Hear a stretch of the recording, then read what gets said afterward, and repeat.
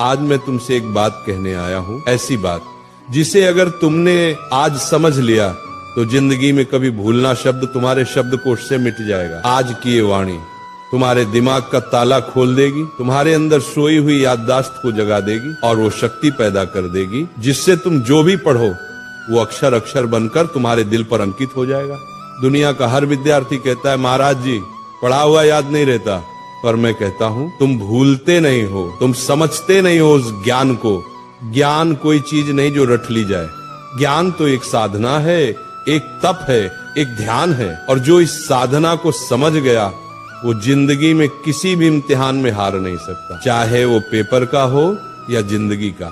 आज का ये प्रवचन तुम्हारी किताबों का नहीं, तुम्हारे अंदर के विद्यार्थी का पुनर्जन्म है। मैं आज तुम्हें वो 3 रहस्य बताने जा रहा हूं जिन्हें अगर तुमने आज से अपना लिया तो तुम्हारा दिमाग एक ऐसा शस्त्र बन जाएगा जिससे तुम असंभव को भी संभव कर दोगे। पहला सूत्र, पढ़ते समय शरीर नहीं आत्मा लगाओ। जब तुम पढ़ाई करते हो तो सोचो क्या तुम्हारा मन वही है? किताब सामने है लेकिन मन मोबाइल में, मन किसी विचार में, मन किसी दोस्त में, ऐसे में कैसे याद रहेगा? ध्यान भटक गया, ज्ञान का दरवाजा बंद। जैसे दीपक तभी जलता है जब लौ स्थिर होती है, वैसे ज्ञान भी तभी टिकता है जब मन स्थिर हो। इसलिए जब भी पढ़ने बैठो पहले मन को शांत करो, गहरी सांस लो, अपने भगवान को याद करो, हे प्रभु मुझे एकाग्रता दो। अब किताब खोलो, हर शब्द को ऐसे पढ़ो जैसे वह शब्द नहीं ईश्वर का आशीर्वाद हो।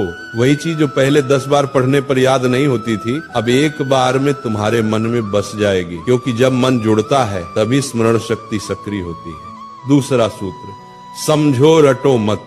आज के ज्यादातर विद्यार्थी रटकर पढ़ते हैं, पन्ने के पन्ने याद करने की कोशिश करते हैं बिना ये जाने कि उसमें लिखा क्या है। बेटा याद रखो, जो समझता है उसे भूलना मुश्किल है और जो रटता है वो भूलना तय है। समझकर पढ़ाई करने वाला विद्यार्थी सिर्फ किताब का ज्ञान नहीं बल्कि जीवन का ज्ञान पाता है। मान लो तुम्हें कोई टॉपिक पढ़ना है तो उसको चित्र बनाकर समझो, वो कैसे सूरज से गर्म होता है, कैसे बादल बनता है, कैसे बारिश आती है। जब तुम उस विषय को महसूस करने लगोगे तो वो कभी नहीं भूलेगा। ज्ञान को महसूस करो, क्योंकि जो महसूस किया जाता है वो याद नहीं किया जाता, वो बस जाता है। तीसरा और सबसे शक्तिशाली मंत्र, दोहराओ और किसी को सिखाओ। दुनिया का सबसे अच्छा तरीका याद रखने का यही है कि तुम किसी को सिखाओ। जब तुम सिखाते हो तो दिमाग खुद ब खुद गहराई में उतरता है। हर बार जब तुम दोहराते हो तो याददाश्त मजबूत होती है। अगर तुमने किसी चैप्टर को आज पढ़ा तो 24 घंटे बाद उसको दोहराओ, 3 दिन बाद फिर से पढ़ो, 7 दिन बाद फिर से दोहराओ। यही है स्पेस्ड रिपीटिशन, दिमाग की शक्ति का राज।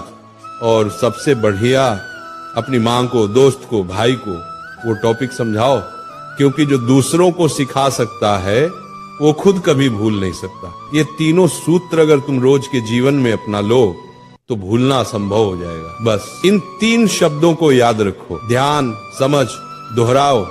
जब मन लगेगा याद रहेगा, जब समझकर पढ़ोगे दिमाग में छप जाएगा, जब रोज दोहराओगे ज्ञान आत्मा में बस जाएगा। यही वो 3 ताले की चाबी है जो हर महान विद्यार्थी के पास होती है। स्मरण शक्ति बढ़ाने के गुप्त उपाय, भावनात्मक विस्तार।